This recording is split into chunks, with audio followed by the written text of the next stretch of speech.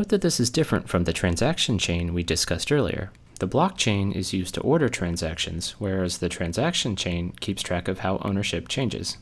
Each block has a reference to the previous block, and this is what places one block after another in time. You can traverse the references backwards all the way to the very first group of transactions ever made. Transactions in the same block are considered to have happened at the same time, and transactions not yet in a block are called unconfirmed or unordered. Any node can collect a set of unconfirmed transactions into a block and broadcast it to the rest of the network as a suggestion for what the next block in the chain should be. Because multiple people could create blocks at the same time, there could be several options to choose from. So how does the network decide what should be next? We can't rely on the order that blocks arrive because, as explained with transactions above, they may arrive in different orders at different points in the network. Part of Bitcoin's solution is that each valid block must contain the answer to a very special mathematical problem. Computers run the entire text of a block plus an additional random guess through something called a cryptographic hash until the output is below a certain value. A hash function creates a short digest from any arbitrary length of text. In our case, the result is a 32-byte number. Here are some examples of the specific hash function Bitcoin uses, SHA-256. Note how much the output changes in result of a single extra period at the end of the third example. The output is completely unpredictable, so the only way to find a particular output value is to make random guesses. It's very much like guessing the combination to a lock. You might get lucky on your first guess, but on average it takes many guesses. In fact, in Bitcoin, it would take a typical computer several years of guessing to solve a block. With every computer in the entire network all guessing numbers, it takes about 10 minutes on average for someone to find a solution. The first person to solve a math problem broadcasts their block and gets to have their group of transactions accepted as the next in the chain. The randomness in the math problem effectively spreads out when people find a solution, making it unlikely that two people will solve it at the same time. Occasionally, however, more than one block will be solved at the same time, leading to several possible branches. In this case, you simply build on top of the first one you received. Others may have received the blocks in a different order and will be building on the block they first received. The tie gets broken when someone solves the next block. The general rule is that you always immediately switch to the longest branch available. The math makes it rare for blocks to be solved at the same time, and even more rare for this to happen multiple times in a row. The end result is that the blockchain quickly stabilizes, meaning that everyone is in agreement about the order of blocks a few back from the end of the chain. The fact that there's some ambiguity in the end of the chain has some important implications for transaction security. For instance, if your transaction finds itself in one of the shorter branches, it will lose its place in line within the blockchain. Typically, this just means it will go back to the pool of unconfirmed transactions and be included in a later block. Unfortunately, this potential for transactions to lose their place opens the door to the very double-spend attack that was our original motivation for an ordering system. Let's look at how a double-spend attack would work in the system described so far. A fraudster, Alice, sends money to Bob. Bob then waits for the transaction to get confirmed into the blockchain and then ships a product. Now, because nodes always switch to a longer branch, if Alice can generate a longer branch that replaces the transaction to Bob with one to someone else, his money will effectively get erased. Bob's transaction will initially get tossed back into the unconfirmed pool, but since Alice has replaced it with another transaction that uses its same input, nodes will now consider Bob's transaction invalid because it's referencing an already spent input. So how does the ordering system prevent Alice from defrauding Bob? You might think that Alice could pre-compute a chain of blocks to spring on the network at just the right time, but the math puzzles in each block actually prevent this. We need to look a little deeper into the cryptographic hash explained earlier to fully understand why. As mentioned previously, solving a block involves trying to get the cryptographic hash of the block to be below a certain value, and you do that by trying different random numbers at the end of the block. Once solved, the hash output is like a fingerprint that uniquely identifies that block. If even a single character in the block is changed, the block's hash would be completely different, just like we saw before when an additional period was added. The hash output, or fingerprint, is actually what's used as the previous block reference. One result of this is that there's no way to switch out a block in the middle of the chain, because the hash value for the new block would be different and the next block's reference would no longer point to it. And subtly, but even more importantly, a block cannot be solved before the previous block is solved. The previous block reference is part of the text that goes through the hash function, so any changes to it would require resolving. Getting back to Alice, this is why she can't pre-compute a branch. She can only start solving blocks once the block she wants to build on is solved and its hash value is known.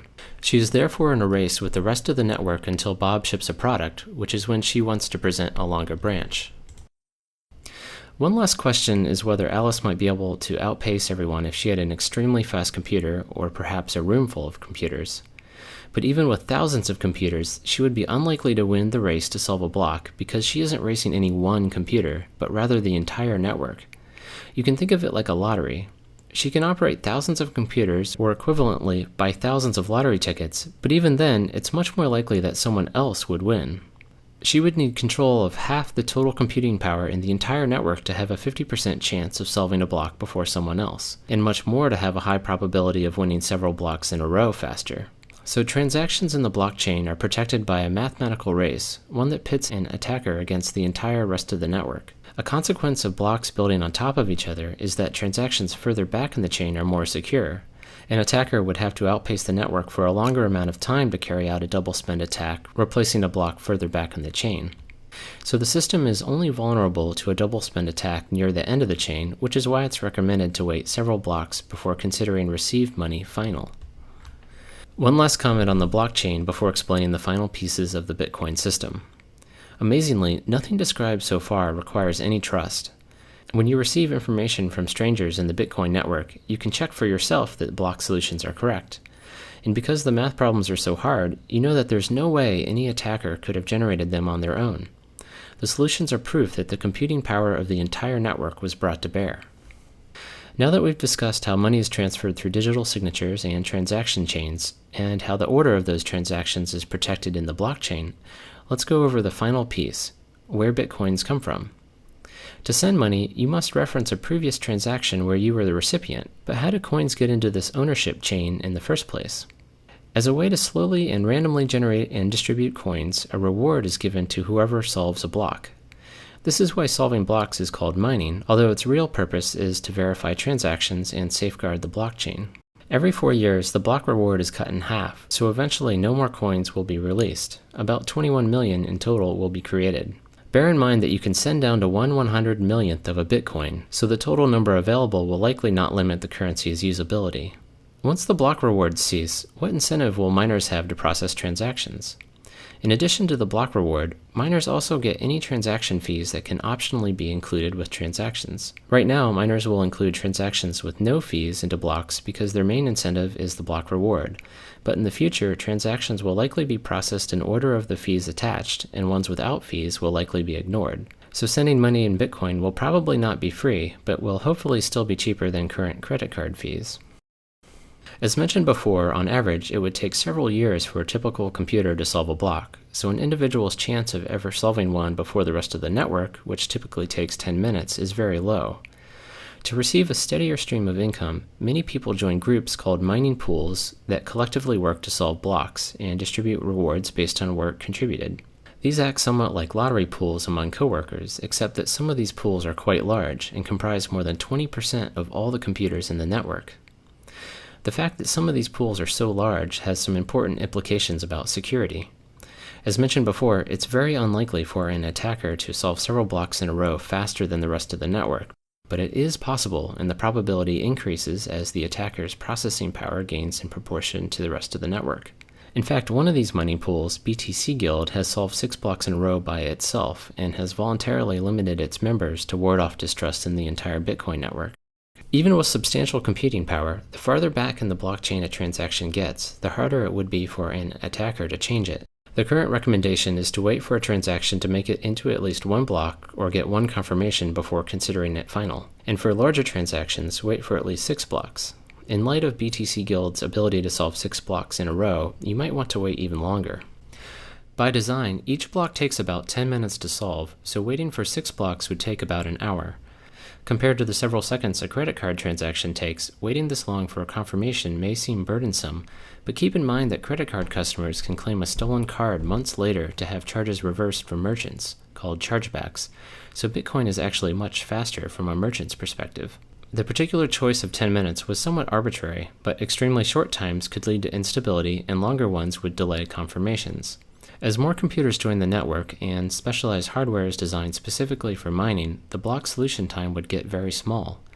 To compensate, every 2 weeks, all the Bitcoin software recalibrates the difficulty of the math problem to target 10 minutes. For comparison, a similar digital currency called Litecoin has been able to operate with a 2.5-minute block time. In summary, Bitcoin is a mathematically protected digital currency that is maintained by a network of peers. Digital signatures authorize individual transactions, ownership is passed via transaction chains, and the ordering of those transactions is protected in the blockchain. By requiring difficult math problems to be solved with each block, would-be attackers are pitted against the entire rest of the network in a computational race they are unlikely to win.